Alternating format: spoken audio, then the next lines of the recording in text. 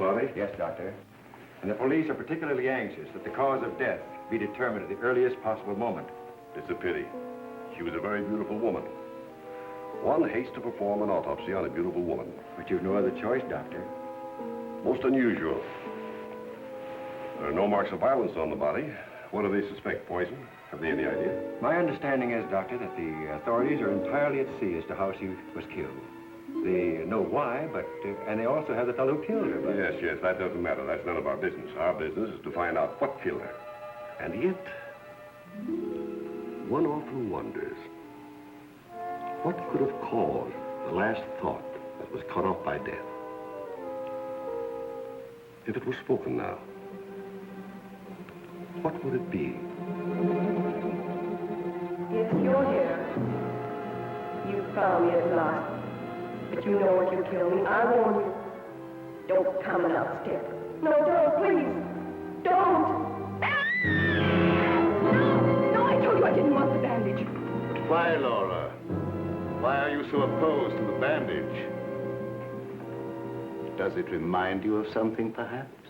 What do you mean? Oh, nothing, Laura, nothing.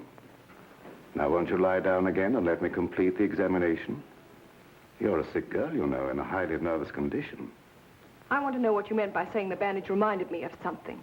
If you don't know, how should I? You don't fool me for a minute, Doctor. I know how you feel about me. Do you, Laura? Then I wish you'd tell me, for I don't know. I don't know how I feel about you at all. You're clever, Doctor. But I'm wise to you and that fool of a son of yours. How long have you been married to Walt now? Too long. And why don't you give him his divorce? He's asked you often enough. I'll give him a divorce when I'm good and ready. I see. I'm not afraid of anything he can do, or you, or anyone else. What's that? Your heart's beating like a trip hammer. I must warn you that this high state of nervous tension... What's that noise?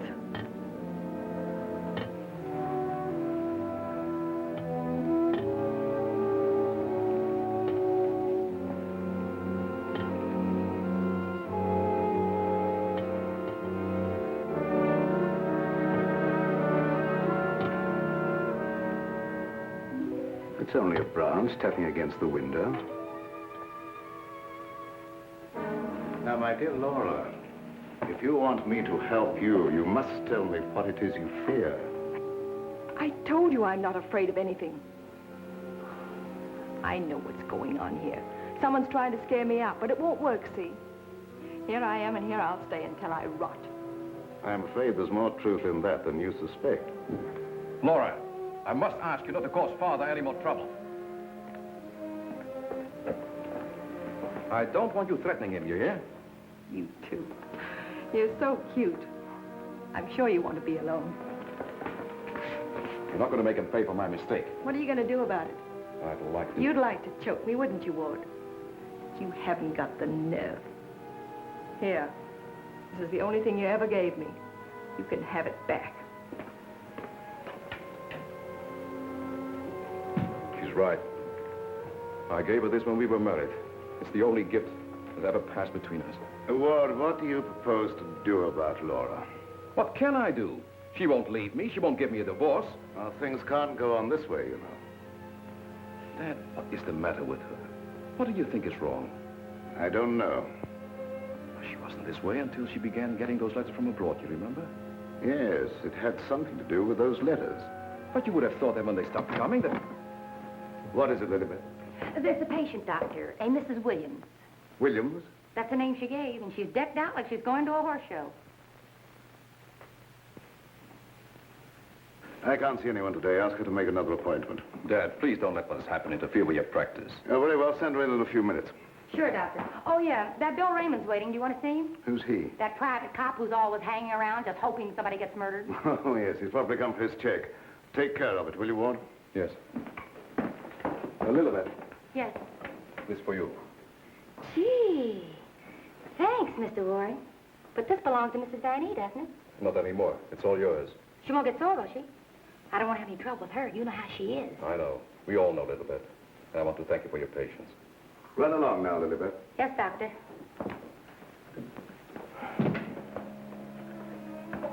You made a fatal mistake, my boy, in marrying Laura. Yes, I know. But you don't suppose I'm going to stand for it forever, do you? No, I don't.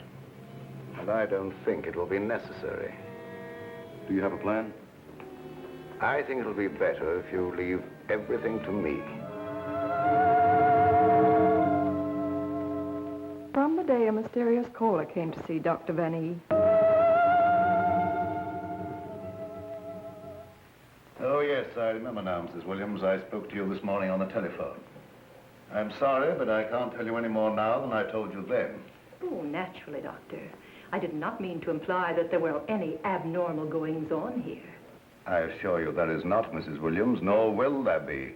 Nevertheless, Doctor, the way you were described to me and the way your place was described to me, I am certain that I am in the right place. May I ask from whom you obtained these descriptions? From a friend, Doctor. A mutual friend. Lilibet, the woman I love. Can't we be friends? Stop tracking your big flat feet after me wherever I go. I've got things to do. Oh, gee, it's wonderful just to see you around, busying yourself, the little housewife. I never knew the cop who didn't love to stand around and watch other people work. Mrs. Williams, it's obvious from your conversation that you've come into possession of certain facts concerning my past. I know of only one person who could have given you that information, and it was my belief, yes, even my hope, that person was dead. But let me say that even if that person were alive, I should not submit to blackmail from you or from anyone else. You show great courage, Doctor, for one in your unusual position. There has been no question of blackmail. I came here seeking your cooperation, which you have refused to give. So, let us call the matter closed. Thank you. Au revoir, Doctor.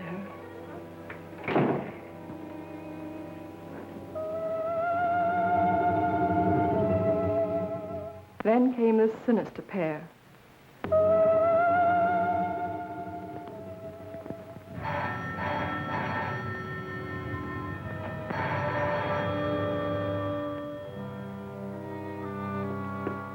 My little guardian of the doorbell.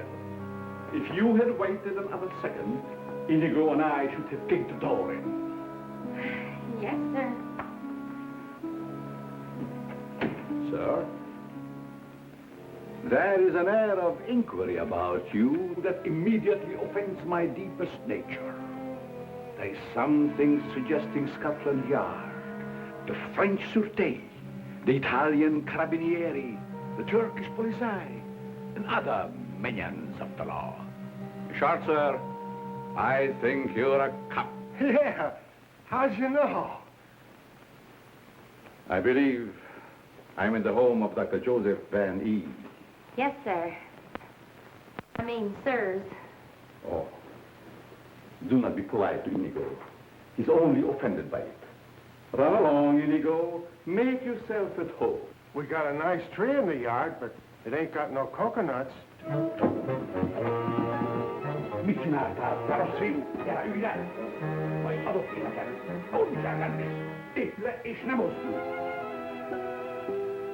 My little friend Inigo is deaf and dumb. He cannot hear and he cannot speak, but he reads the lips. And I would advise you to say nothing to annoy him. For his temper is short, indeed. This, I presume, is Dr. Van E's private office. Yes, sir. But I really should announce you. My dear girl, if I allowed myself to be announced, I doubt I would be received anywhere.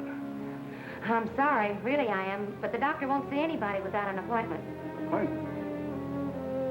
I have had an appointment with him these 20 years. He will see me. Doctor, someone's coming! My dear doctor, truthfully can it be said that your house is your castle, protected by your countless slaves? So it is you, Leonard. I was warned you might appear like one of your own illusions out of nowhere. My dear Joseph, You have not changed a bit. Have you met my friend, Mr. Raymond? Raymond? Oh, Raymond. No doubt a relative of the great magician of the same name. Mr. Raymond is our private patrol officer. He keeps an eye on the premises for us. And other comings and goings. A very good idea, my dear Joseph, to have a private bodyguard at your beck and call. Well, you fellas are old friends, I can see that. Oh, yes. Old friends. Well, then maybe you'd like to be alone to talk over old times. A very good suggestion. Thank you, Mr. Raymond. I won't be far away, Doc.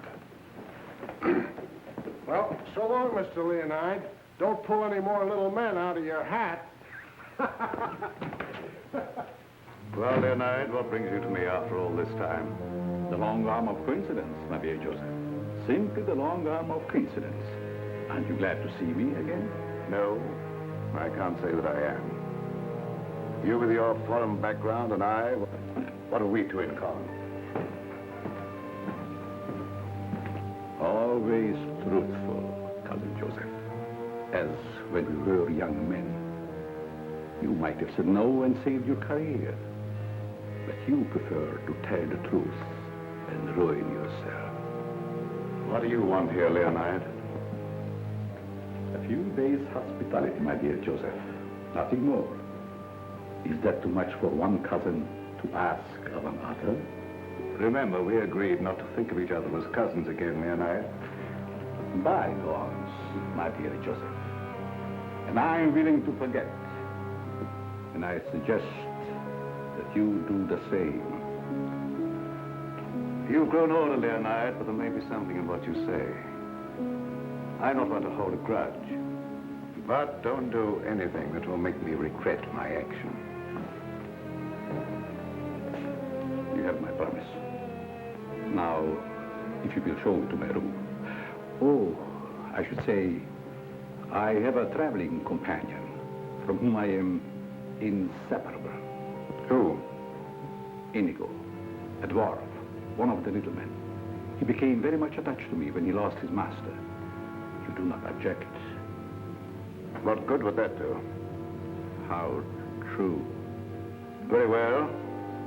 You may have the room next to my daughter-in-law. I know you like that. Oh, yes. The lady, who I am told has an utmost horror of having her eyes blindfolded. A phobia of most interesting origin, I dare say. Something to think about. That night, my husband questioned Leonard about my past.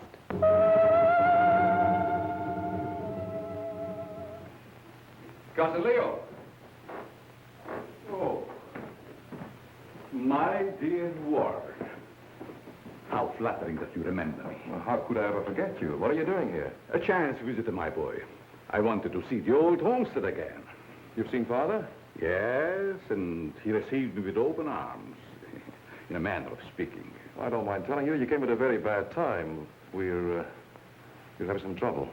My boy, Trouble and I are like this. I presume you refer to the charming lady in the room next to mine, your wife, I believe. Yes, Laura. I have met her, but I'm looking forward to the pleasure. I'd like to talk to you for a moment. All right. Perhaps you can help us. By doing what, my boy? You've been everywhere. You were caught in Europe during the war. I'd like to show you something. You may be just the person I'm looking for. If I can be of any service. Did you ever hear of a dance team called Renee and Lorette? I don't think so, my boy. And then There again, must have been such a team. Look. Renee and Lorette, the dance of the green mask in the green room in Paris. The green room. Yes? Oh, the face of the man does seem slightly familiar. May I ask, where you got this photograph? The maid, Lilibet, found it in Laura's room and turned it over to me. Oh, then, my boy, I'm afraid I can't help you. I played the green room on several occasions, but never with these people. In fact, I don't seem to remember them at all. And I appeared in many clubs during the occupation. I'm sure the girl behind the green mask in this picture is Laura. How can you be sure? Who can ever be sure what's behind the mask? If the people in this photograph could suddenly come to life. I'd like to know who the man is. It can be anyone, my friend. Anyone. In this makeup, it might be even I. I wish you wouldn't joke about it. This is very serious. Of course. But let us say you found out who the man in the photograph is. What then? I have an idea that if the man in this picture were to show up, I'd find out I wasn't married to Laura at all. Think over what I've asked you. It'll be to your advantage. Certainly, my boy. I will give it every consideration. And perhaps something will occur. Who knows? Don't you want to leave the photograph with me for my further study? It might be the very incentive that my memory needs. No, thanks. I'll keep it. As you wish.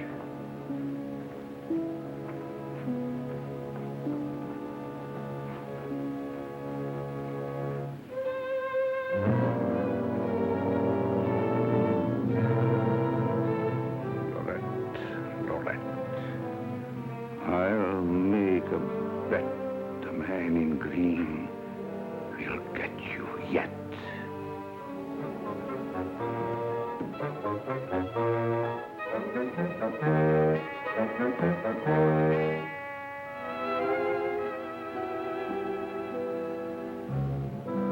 Inigo.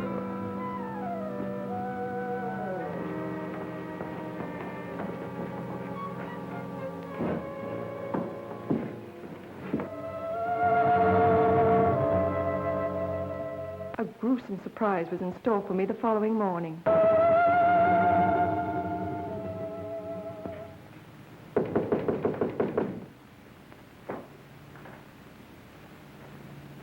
Who is it? It's me, ma'am. What do you want? The afternoon mail. You wanted to know when it arrived. Was there anything for me? Yes, ma'am. Put it under the door. I can't. It's a package.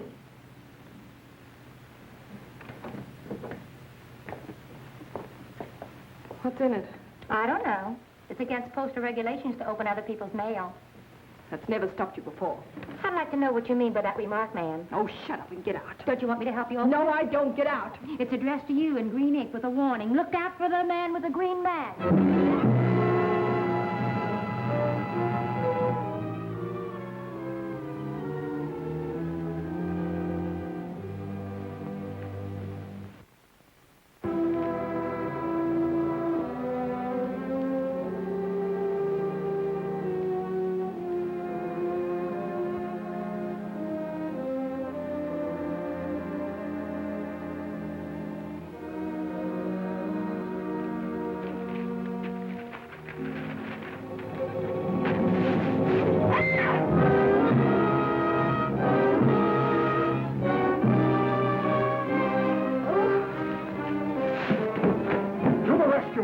Who done it? Which way did he go? Get out.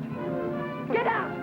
I just heard you yell. I was hoping it was a murder at least. Get out. I tell you, you have no business here. Well, but you don't understand. I'm supposed to be here. That's what I'm being paid for. Paid? Yeah. You see, I'm Bill Raymond, private cop in this neck of the woods.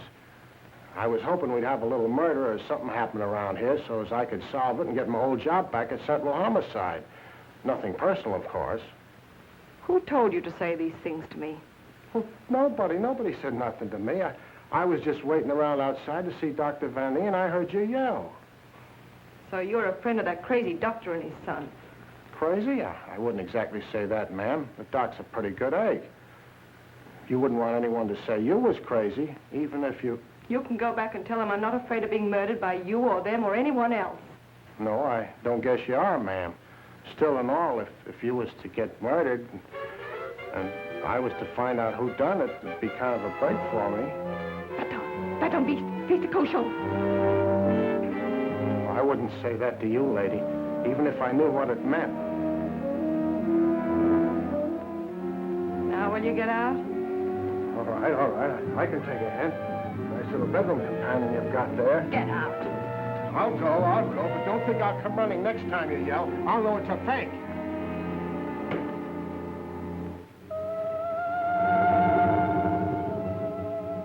I became afraid and my mind started to crack.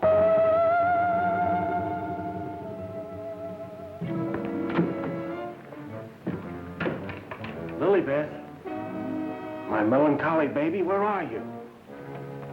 Where'd you get that box? I don't know what you're talking about. You lying little snoop going through my things. What'd you do with the picture? Where is it? I didn't see it. That's the last time you put your hands on me. I'll give you one more chance, and then I told you I don't know what the picture is, and I don't know what you're talking about. It's been you all the time going through my things, opening my mail, rapping on my door at night. Now you're blaming me. I've never touched anything of yours. You've got my robe on now. Where'd you get that? I was just trying it on. Mr. Ward gave it to me. He said you didn't want it anymore. I'll tell you when there's something I don't want. Oh, shut up. It's only a dummy. A dummy? Where'd you get that thing? I suppose you're going to tell me you don't know anything about that either. Oh, I bet it was in the box. In the box I brought up for you, that's what. There were no stamps on it. How did it get in the mail? I don't know. The doorbell rang, and I thought it was a mailman. I opened the door, and it was sitting there on the stoop. You're lying. No, I'm not. I don't mind telling a lie now and then, but I'm not lying now, honest. You're trying to scare me out. I'm not leaving. No, but I am. You come here. You and Mr. Ward are pretty thick, aren't you? Thick? Yes, thick like your head. He's fallen in love with someone else. Who is she? I don't know. It's not me. I know it isn't you. I know all the signs. He's fallen in love with some simple-faced man. There's always a way to get even with them. I've got to find that picture. Otherwise, they won't know what he looks like. I've got to send it to the police. He won't dare touch me. Who do you mean, the man in the picture? Have you seen him? Maybe I have, and maybe I haven't. Maybe I saw him go behind the thicket, or through the wall, or under the house. He's here in the house? Yes. I let him in. I let him in. He was waiting outside to get you, Miss Laval. Miss Laval. There's nothing safe from your prying eyes, is there? You think you know everything, don't you? I know why you're afraid, and I know what you've done. No, I'm not so thick. I'm not as thick as you think I am, Miss Laval. That head's supposed to be you, kind of a calling card. I'll remind you that... Why, you...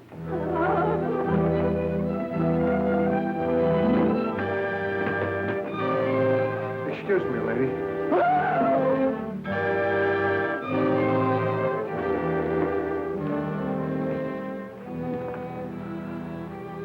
Oh, I'm afraid.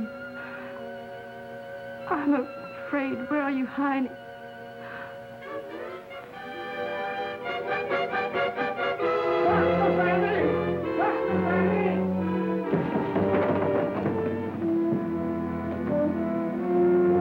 Dr. Fanny! Dr. Fanny! Doc. Fun is fun. But after all, there ain't nothing in my contract that says I gotta... Well, now I ask, is that anything to be playing football with? Where did you get that, Raymond? Miss Fanny chucked it at me like I was a pass receiver for a football team. And I'm all out of practice. Let me see it. This comes from a group of anatomical specimens that was locked in a room in the cellar. How did you happen to get it? That's what I'm trying to tell you. There I was, outside her door, strictly minding my own business, understand? Listening at the keyhole. I don't think that belongs in the realm of your duties, Raymond.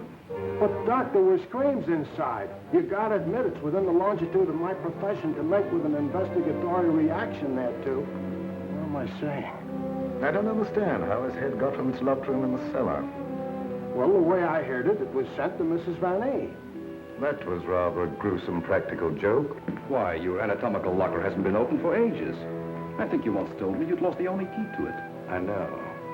There is no key to my knowledge. Why, that thing didn't walk out of the room by itself. Hardly. Doc, I'm worried. What about, Raymond? Well, now, take this head business. The whole thing don't seem hardly serious to me. I think that if it's all the same to you, I better be checking along to other duties. You're not afraid, are you, Raymond? Who, me? Scared? It's just that I don't think that there's going to be any murder here done after all. That's too bad. Well, it's not your fault, I guess. It's just not my lucky day, that's all. Thank you, Lilibet. Oh, Miss Lilibet, have you a little more coffee in the kitchen? What happened to the 3 gallons I already gave you today? Lilibet, what you need is a good, strong, steady man. Who is always hanging around, tracking up my floors and things.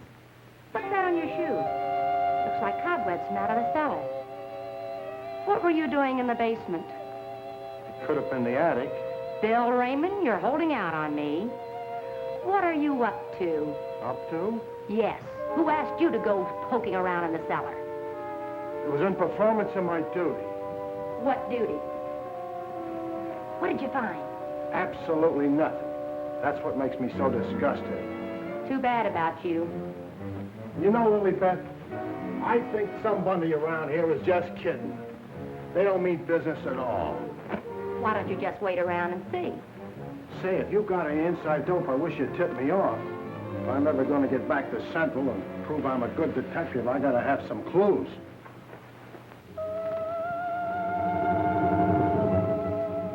Yes, I was scared. Scared of my life.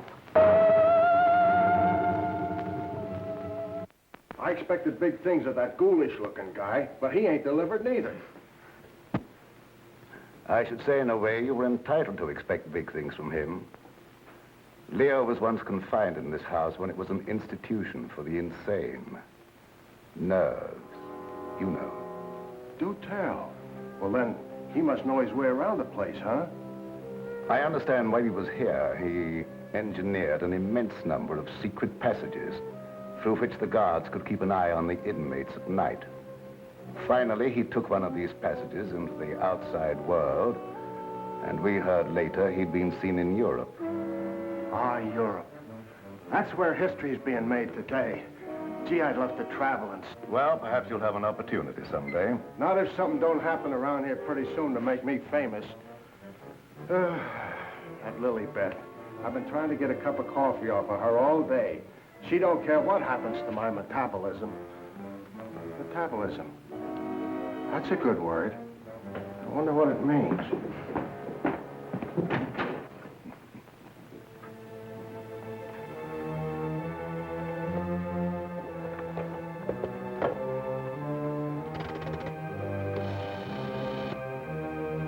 Operator, I want the police right away.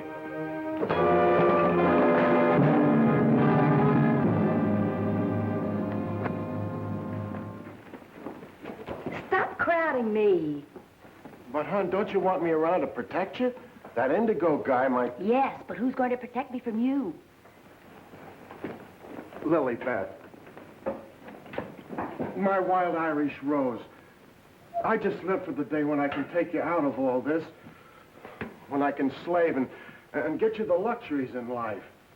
Gee, I'd gladly work my fingers to the bone to buy you expensive motor cars and furs and jewels and things and serve you breakfast in bed.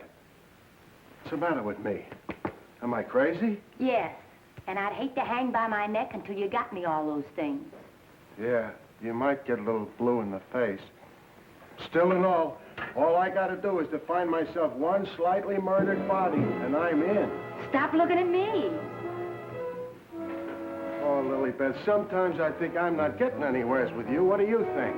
I think you've got a good idea there. All right, all right. You'll be sorry someday when you see my picture in the paper. Wait and see. Hey, Lilibet, why don't you answer the doorbell? Maybe that Indigo guy wants in.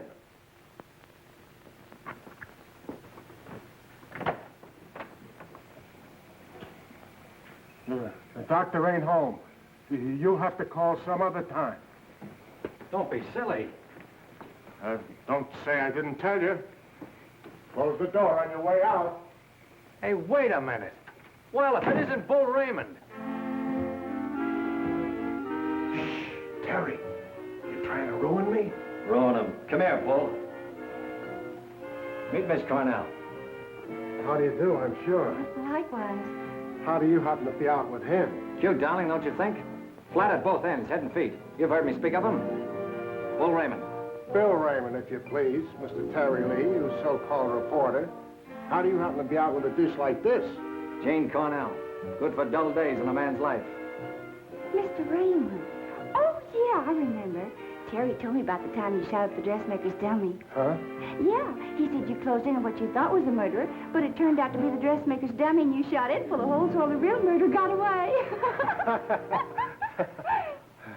My pal. So this is where you've been hiding after they kicked you out for that fiasco, huh? Bill, I mean? What are you doing here? Can't a man rehabilitate himself in peace? Here I come, looking for an honest crime around here so I can solve it and get myself back to Central. And you come along and... Where's the body, Bill? There ain't no body. That's the trouble. No, let's keep it friendly. Friendly? What do you mean? Let's have it. Who killed who and why? Are you kidding? Did somebody get knocked off around here? Look, I don't like to be kidded either. Where is it hidden, Sherlock? Oh, Terry, you've been on the police beat so long that... Now, listen, Bill, you know me well enough to know I wouldn't come out here just for the ride. Not when I could be, It just so happens there was a call to the police. Came from out here. And I happened to be there when it came through. Miss Cornell happens to be the operator. So she tipped me off. Told me the line had gone dead. So I smelled the story, and here I am for an exclusive. You see what I mean? What's in that? Well, that's the doctor's consulting room, but there ain't nobody in there. I've been standing here for quite a spell. Open it up. Let's take a look. That's funny. The lights in here ain't almost never out. In you go. Never do that. I could get killed that way. Is that bad? Oh, so nothing's happened around here, huh? It's busted.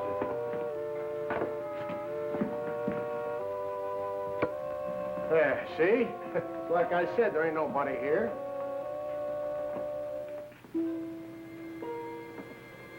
Hey, cut it out, will you? You're making me dizzy. Well, sure, somebody stumbled over it and pulled it out of the wall. Could happen anywhere.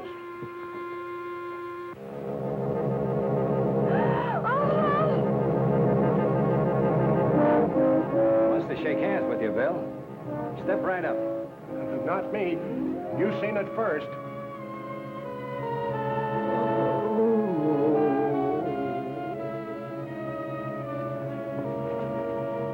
Doc! Raymond, did you try and kill me? Why, Doc, why should I do that? You ain't paid me for last month yet. How long you been here? Now, let me see. I was going to make a telephone call when... Somebody conked you, huh, Doctor? Then rip the telephone wire out? Yes, I imagine that is about what happened. Who are these people? Well, they're all right, Doc. This is Terry Lee and Miss Cornell from the Times. We don't want any reporters here. Nothing's happened. Look, Doctor, nobody ever wants reporters, but then something happens, and there they are. But nothing has happened. I fell and hurt my head. Oh, I see. Then you got up again, put yourself on the table, and got all nice and pretty in that shroud there. You won't get any story here. And now, if you'll excuse me, I have some work to do. Doctor, do you mind if we stick around for a while, seeing that nothing's happened? Well, why not? Very well, you may stay for a while, but I warn you, if you make yourselves objectionable in any way, I'll have Raymond throw you out. Well, come on. You heard what the doctor said. He's busy. Get out of the office.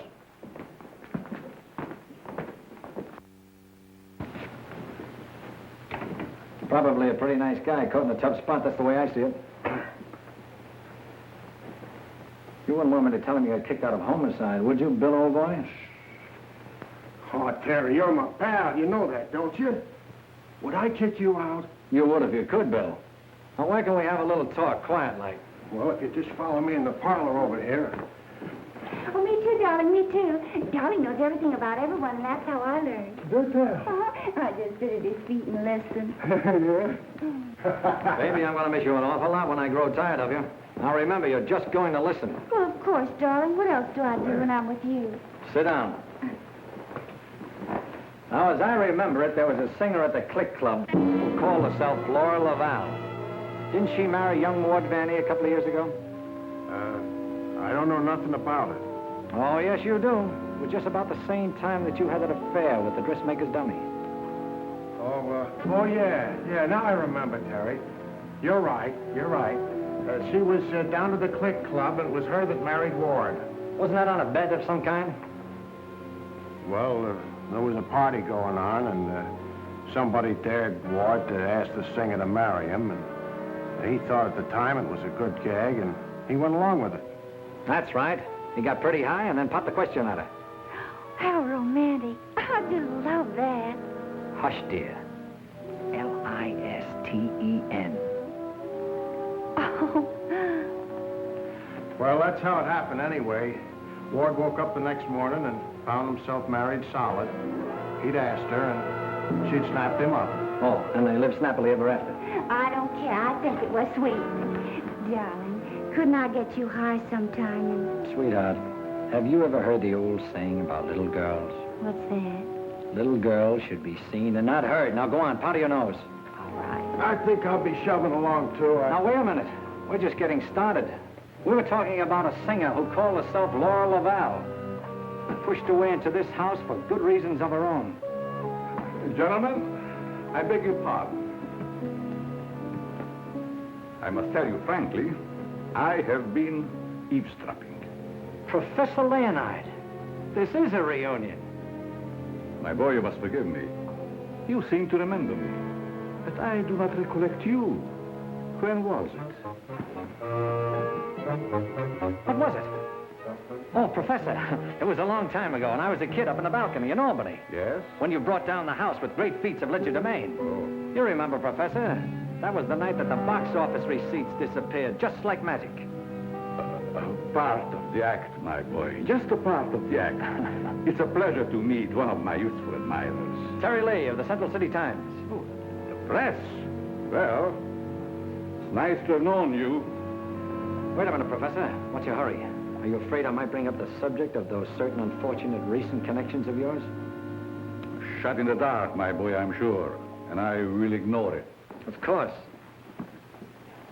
And this young lady, no doubt a companion of yours. Jane Cornell, my fiancée. Delighted. Likewise, I'm sure. Delightful. And I would suggest to take very good care of her.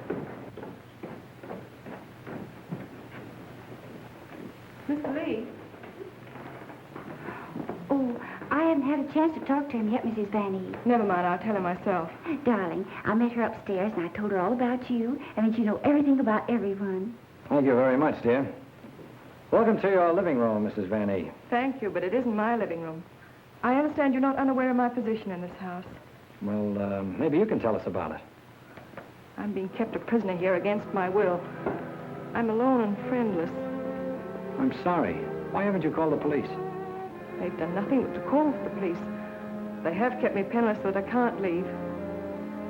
I understand. They're trying to destroy my mind, Mr. Lee. By innuendo and indirection, they're trying to make me believe I've done something dreadful in the past. That I'm to be the victim of some horrible vengeance.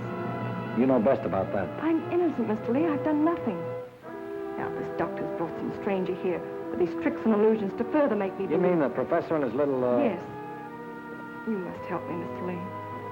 Laura, it's so good to see you downstairs again after all these days being locked in your room. You know perfectly well why I've remained locked in my room. Ward, this is Mr. Lee of the Times, the gentleman I told you about upstairs. Oh, yes. Look here, Mr. Lee. We don't want any more of that front-page splash stuff, such as I got when I married Laura. Your wife's been telling us that she's being kept here under constant threat. She is out of her mind. See what I mean, Mr. Lee? They don't overlook a single chance to put it in my head that I'm crazy. Perhaps I can explain, Mr. Lee. We don't believe there's anything wrong with Laura now. But we are sure something will happen to her mind if she continues to live under this strain. It's just as I told you, they're behind it. Can't I make that clear to you? They spend all their time trying to terrify me. They write me letters in green ink. They send me dummy heads wrapped in green paper. Anything to frighten me so I can't sleep. I can't think. The only thought in my head is that I'm going to be killed. These are very serious charges, gentlemen. And I might say it'd make a perfect front-page splash. Lee, if you dare print a word about those ravings of my wife... Don't do anything to make me think they aren't ravings, Mr. Van E.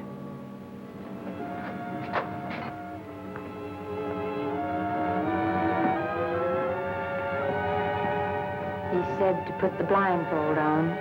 and you will know the truth. No!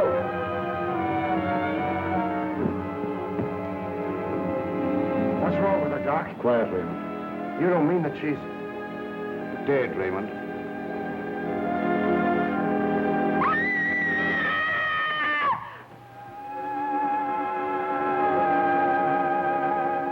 Then I knew that he was here.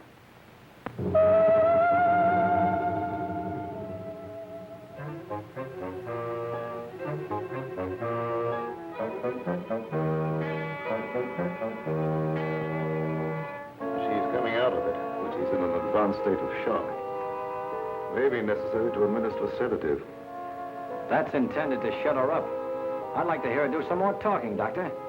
If her mind is allowed to dwell upon what's happened, that may be the breaking point. Well, you've got all the answers. Look here, Lee, I don't like your tone. If you have any insinuations to make them to me.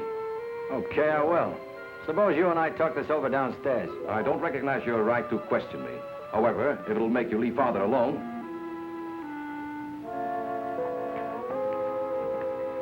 Bill, fix yourself a chair right outside the door and don't leave until I get back. Sure. But what about Lily Pad? Don't she rate nothing around here? Now, Lee, first I'd like to see your credentials. You bust in here saying you're a reporter. That's the old turn the tables gag, Vanny, but if it'll make you any happier, take a look. All right, you're a reporter. But I still don't understand how you and the young lady got the news about our troubles. Do you really believe that story, Lee? Do you, in your right senses, really believe that we are keeping Laura a prisoner here? That's what the lady says. She said that... Nonsense. Nothing would please me more than if she got out. Look, I don't get any of this stuff, Vanny, but there's a tricky deal going on around here, and I intend to sit in on it. Too bad I can't flash the city desk to make ready for a front-page replay.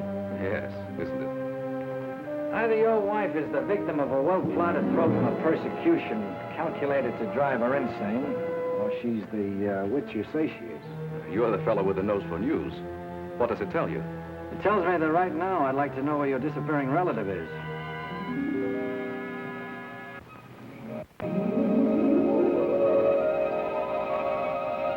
Get back, you fool. What's out there? I have a right to know.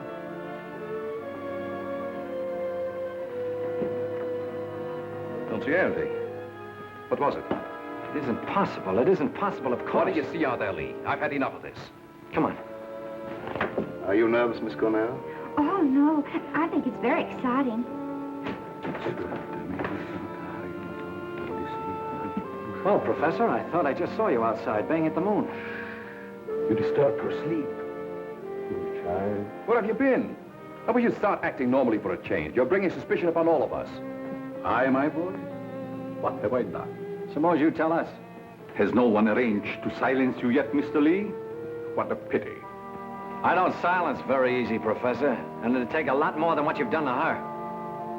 Do you suggest that I had a hand in that poor girl's unfortunate demise?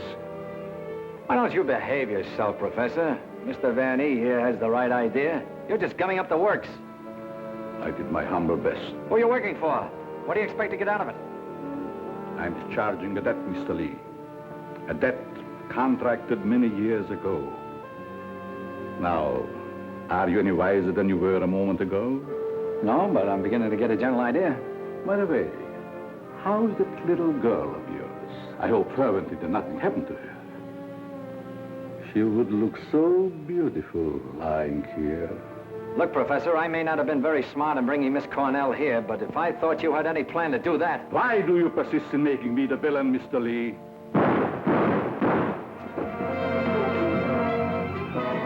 Now we will let you be the witness, Mr. Lee. I am here. The sounds came from upstairs, right? Always reliable. Now what are you rehearsing? In there, Terry. In there. It's murder.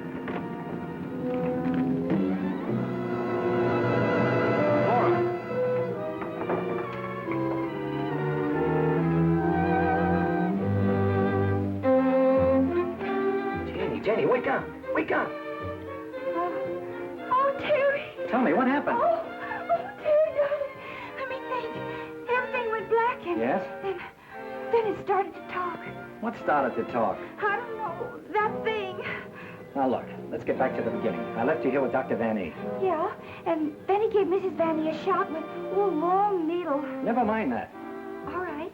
Then he said, would I sit with Mrs. Vanny? Okay. Where is she now? Who? Mrs. Van E. Where did she go? That's just what I asked you, Janie. Well, she was right here. Then Dr. Vanny went out. Then what happened?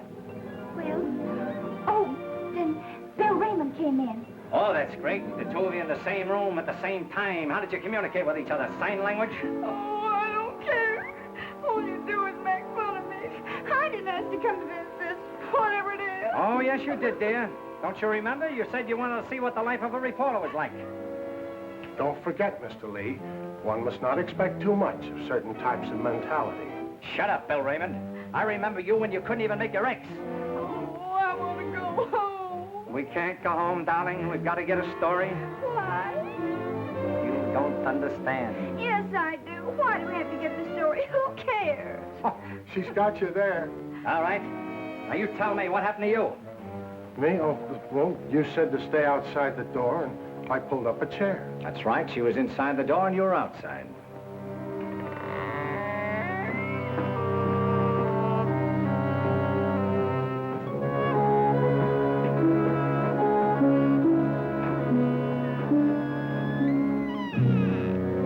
Then come that odor of heavenly perfume. That was an lily pad. It was sweet and penetrating, like an ancient drug. And I felt kind of sleepy-like. Oh, so sleepy.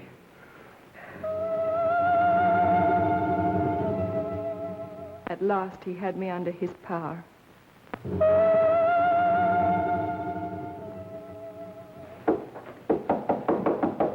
There must be a button or a gadget of some kind around here. 2 o'clock, almost deadline for the 9 o'clock final. Oh, Terry, what makes you think there's anything behind them walls? I've got a sneaking suspicion that the professor uses them for a disappearing act. I wish Lilybeth was here. Take me a cup of coffee. Well, she's right over in the doctor's office. Why don't you ask her? Poor Lilybeth. I kind of hinted that all I needed was a murdered body, but I didn't think she'd take it personal. Will you stay with those walls? I've been around them 3 times, Terry. The thing I can't understand, if the professor was down here when the trouble was going on upstairs, he just had to be 2 different guys in order to have a hand in it. Oh, Terry, let's figure it out in the morning, huh? What's that?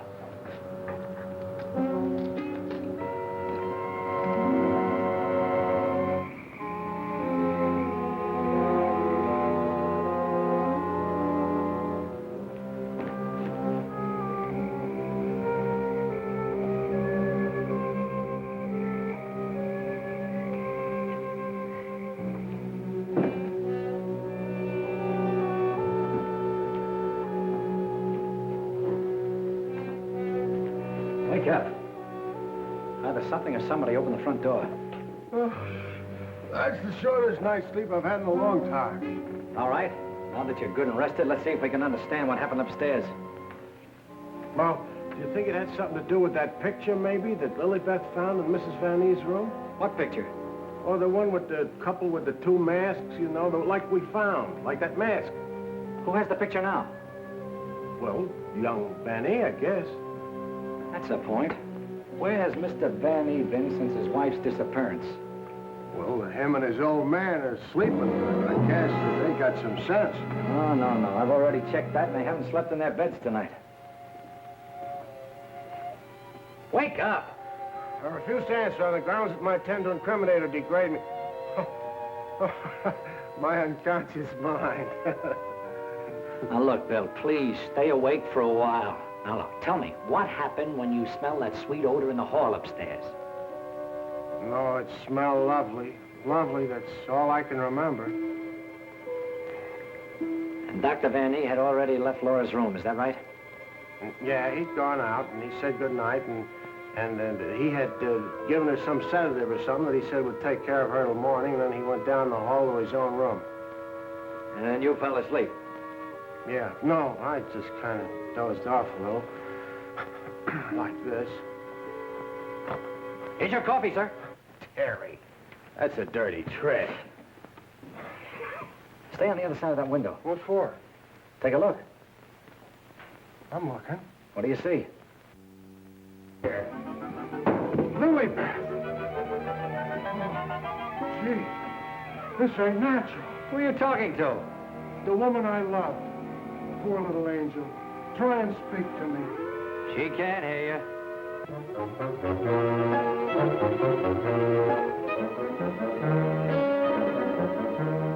What was you doing outside? You're supposed to be dead. Now you stay right here, honey. I gotta catch that guy in the shrubbery. Oh, gee. What are you doing to me, Lilybeth? I got work to do. Lilybeth, be reasonable, will you? If you don't cooperate, I'll never get back to Central. Never mind, Raymond. Take care of Lilybeth. Lilybeth! Yeah, that's who it was. I opened the door and she fell right in my arms. Like she had something special to tell me. You notice that fragrance about her? And to think this wilted flower was once even as you and I. Take her back into Dr. Van E's office. What's she doing wandering around? She's supposed to be a corpse. What happened to that guy outside? Never mind. You found her. I never knew she was lost. I missed her. I missed her from my office. Will you please take her back? What are you going to do? Yes, Doctor, and what have you been doing? We've turned this house upside down trying to find you. Hardly that, young man. If you'd done that, you would have found me. Now, Raymond, we can't allow this girl to remain in this condition any longer. But what can you do? She looks like a perfect stiff to me. Bring him into my office. Oh, Doctor, this may not be any news to you, but your daughter-in-law has disappeared. Oh, how dreadful. But let us say somewhat overdue, eh, Mr. Lee? You don't seem very surprised to hear about it. Young man, when you've been devoutly praying for something to happen, you accept your good fortune without question.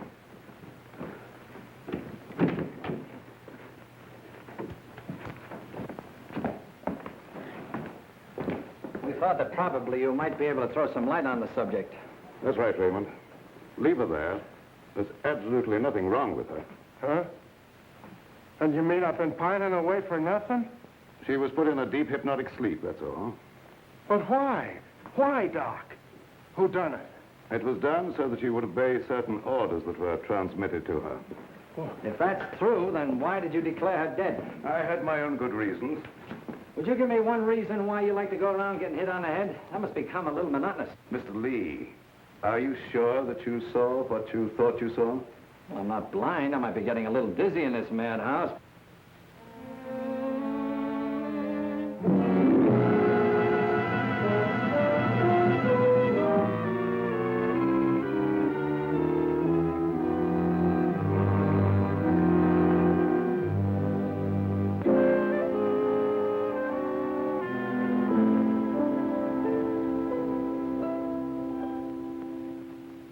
You know, Doctor, morning isn't very far off.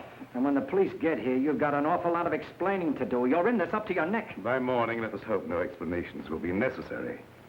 Everything will have explained itself. Poor little sleeping beauty.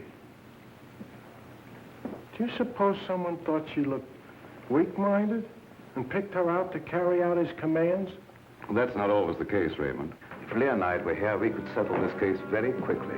Gentlemen, it is my peculiar misfortune to always be in a position where I may eavesdrop. How can I be of service, Cousin Joseph? Oh, Professor. Ask me no questions, my friend, and I will tell you no lies. Leonide, you could undo certain mischief that has been done this girl. I know you can help if you will. I could, my dear Joseph. But I will not bring down the wrath of the unknown madman who is loose about these premises. It is a matter of self-preservation. I had nothing to do with hypnotizing this girl. I have an idea that she may have already carried out the unknown's orders and that he no longer needs her. Nevertheless, my dear Joseph, you must excuse me. Just a minute, Professor. I wonder what would happen, Professor, if in connection with your sudden reappearance here, somebody dug up the old story of why you swindled Dr. Van E and then ran off and let him take the rap. I will not be blackmailed, Mr. Lee. And I observe again that you're a young man who knows too much for his own good. And I would also like to know where you obtained all this information. You're extremely young to have your fingertips on events of 20 years ago. I have a memory like an elephant. I never forget something once I hear it. I'm a sharpie, Professor. As every one of you will admit before morning. Now, Doctor, I'd like to bore you with a few questions.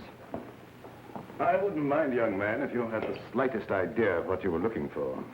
Maybe if we start back to the time around midnight, when you administered what you call a sedative to your daughter-in-law. Are you inferring that I had anything to do with Laura's disappearance? Why do you keep evading the issue, Doctor? You know you'll have to confess when the police get here anyway. I would remind you, young man, that you're making a direct accusation, and I refuse to answer. Look, I want the facts and I want them now. Let's cut out the Mulberry Bush routine. Listen, Bill, you're supposed to be a cop and you want to get back to homicide. Help me make the doctor loosen up. He knows a lot more than he's telling. Well, sure, I'll help Terry, but first let's get Lilybeth out of this. Maybe she can tell us something. Yes, Mr. Lee, it seems to me that you're not too anxious to have Lilybeth restored to consciousness.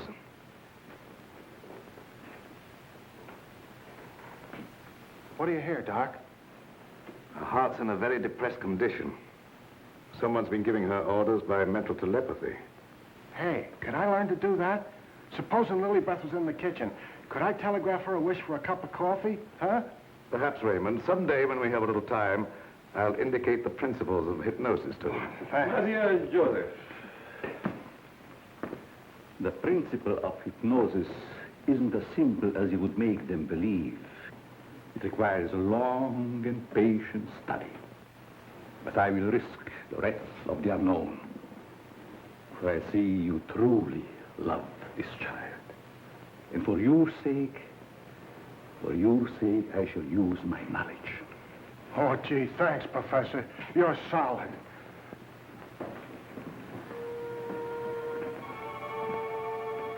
Och jag fick med lätten och flächen var fyrflätten läron och sördimon här. Wake up. Wake up. Lilybeth, darling. Keep your big hands to yourself. What are you slapping me for? Professor, put her back to sleep. It's better that way. What have you been doing to me? Me? What have I been doing? Yes, what have you been doing? You gotta learn me that hypnotism trick. It's my only chance. Tell me, Lilybeth, what happened? Well, I can't seem to remember it. It all seems like a dream. Did you see anyone? No. But I do remember a perfume, a sweet odor. Yes, go on. Terry, darling. Oh, Terry, darling. Yes, Jane. What is it? Is it Halloween? No, it isn't. Then why was that green face bobbing up at the window? What? Yeah, a green face just like the one I saw in Miss Van E's room. You saw a green face in Mrs. Van E's room? Yes, darling, that's what she was shooting at. I mentioned it to you, but you're so scatterbrained. Yes, dear, I'm scatterbrained. Does your mind feel rested now and everything after your nap? Mm-hmm. That's a good girl. Now, come on, tell me, what happened? Oh, don't yell at me. I can tell you just how it happened. We were alone in the room, and Laura was going to sleep. And then she said, oh, take away the bandage. And I said, what bandage? And then she said, oh, don't shoot me. I didn't mean to do it. And then, the room got awfully black. I think somebody must have turned off the lights. Just like that. Go ahead, you're doing fine. Well... Yeah, the lights had already gone out. Uh-huh. And the room got awfully dark. You've already said that. Think hard now. You saw a green mask. It came out of the wardrobe. Like a moth? Yes, darling, just like a moth. Oh, how clever of you. It was just like a great big moth, and it flew around and Please don't make yourself any dizzier than you are. Now tell me the rest of it. Well, I just don't see how you could remember that it was like a great big moth. Did you see it? Was you there hiding in the wardrobe, maybe? No, I wasn't in the wardrobe. Now, look, Jane, please, be yourself. No, I mean, don't be yourself. Just relax. Relax. Mr. Lee, just a moment. Where were you? Were you upstairs? No, I was down here talking with your son. And by the way, where is he? Here I am, Mr. Lee. What can I do for you? Will you stop it? Yes, I was listening outside the door. You haven't answered my father's question yet. Oh, come on. Take it easy. Take it easy. Maybe you can tell us where you've been, Mr. Vanny. Of course, you don't know anything about your wife's whereabouts. Oh, go on, tell him where she is. I want to go home. I'm hungry. Quiet, everybody, quiet! Laura! Don't. No, don't. Don't.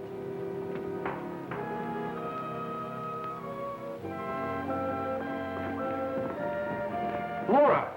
She's under a hypnotic spell. Ladies and gentlemen, it has been an exciting night, and you all are deserving of some explanation and relaxation for the strange goings-on. The guy who's doing the talking is behind the wall somewheres. Now you're getting smart, Sherlock. We introduce at this time the team of Lorette and Renee as they appeared at the height of their success in the green room of the Paris Crillon. Sure, the mask, the picture. Mademoiselle Lorette. Now I know who he is. Mademoiselle Lorette will now put a bandage over her eyes, the better to see the inner truth. Very good, Renee. Very good. Just like the old time. Would any member of the audience like to ask Mademoiselle a question? Come, Mr. Lee. You have been so full of questions up to now. I'm thinking, brother. We cannot keep Mademoiselle too long in this delicate mental balance. She has been under a great strain lately. Then I will ask the questions myself. Yes, Renee, I'm at your command. Are you afraid now? No, I'm quite safe. Will you tell the truth? Yes.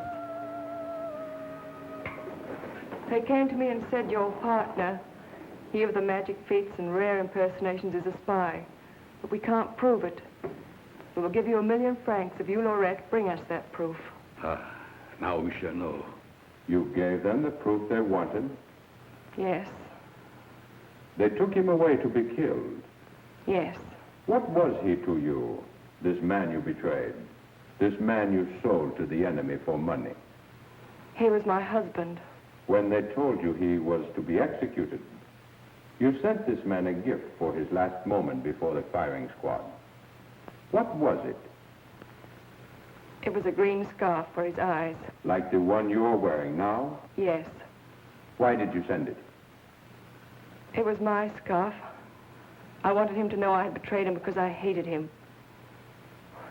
He was good and kind, but I hated him for the power he had over me. I see. That is your only defense. You hated. You thought they shot him. You escaped to America. You thought you were safe. Then you found out he was alive and wanted revenge. Thank you, Mademoiselle Lorette. You may remove the bandage now. What do you see on the cloth, Mademoiselle? There's a hole in it. Yes. What else, Lorette? What else? There's blood on it. There's blood. I have come back. I am here. And I will have my revenge. No! No, don't touch me! Outside, under the window, you know where.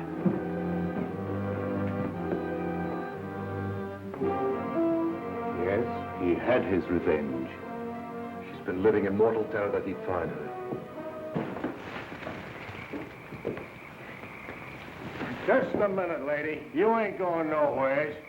Well, if it ain't Mrs. Williams, come along with me. Come on. You want me to slug you? Get inside. Hey, Terry, come here. Get a load of this. There's your man.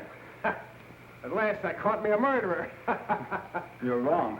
I never laid a hand on her. Renee, my boy, you kept your promise to me. You said you wouldn't touch her. But she's dead, ain't she? And you ain't going nowhere till we find out what killed her. And you, Professor, you know too much for your own good. I'm holding you, too. Now you're getting smart, Bill. Well, Professor, I see you two know each other. Yes. Renee was my assistant. I taught him everything he knows. He went out for himself and became a success. Later, we met in a concentration camp. And here we are. A small world, Mr. Lee. Small world, indeed. Terry, isn't this the place where you get the marriage licenses? No, dear, this is the morgue, the morgue. Oh, darling, you say the cutest thing. The mark. Oh! Never mind, dear. You just stay right here. Nobody will get you. Oh, but... Well, Doctor, got anything to add to my story of the year? Who's this Renee? Renee was her husband. She turned him over for a sum. Figured the Nazis would take care of him, but he had ideas of his own. Look, Doc, was it murder? Do I finally get a break? Was she murdered? We're sending the report to the police. What was it say? Ah, come on, Doctor. Don't hold out on us. I didn't understand it at first, but I do now. There were no marks of violence on the body, and we found no internal disturbances. What does this all add up to, Doctor? Yes, let's have it. She was literally scared to death.